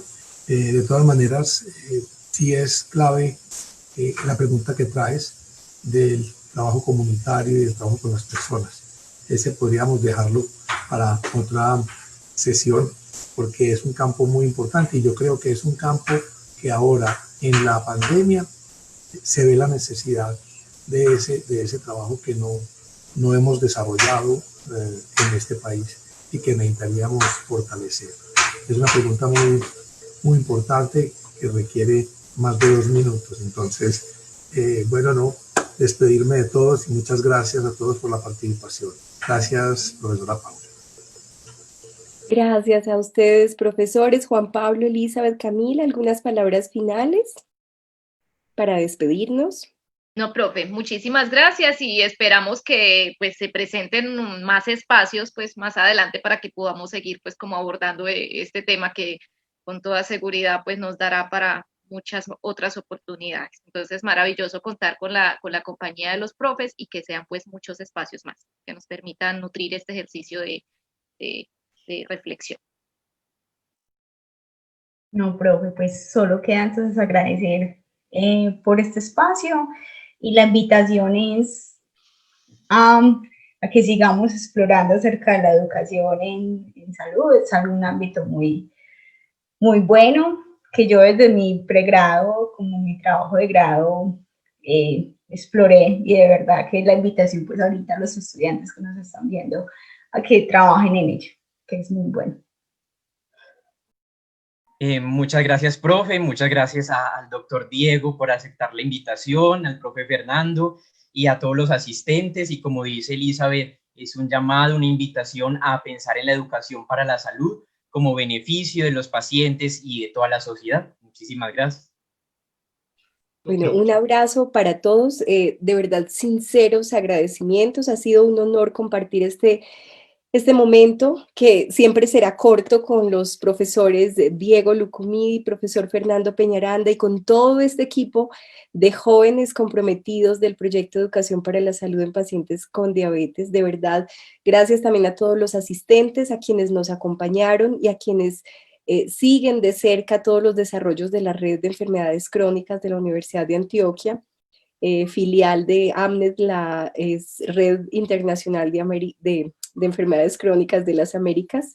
De verdad ha sido un honor enorme contar con cada uno de ustedes. Les dejo un abrazo muy cálido, unos afectos grandísimos, gracias a todo el equipo de comunicaciones de la Facultad Nacional de Salud Pública, Cristian, Fabián, y a UDE Arroba, por supuesto, quien nos ha permitido facilitar toda esta plataforma y esta posibilidad de retransmisión, y que estas reflexiones queden online por mucho tiempo y podamos llegar sobre ellas en cualquier momento. Un abrazo grande para todos y feliz mañana. A todos muchas gracias por la invitación, un gusto verlos, así sea en la distancia. A ustedes, muchas, muchas gracias. Chao, muchas gracias. Que estén muy bien.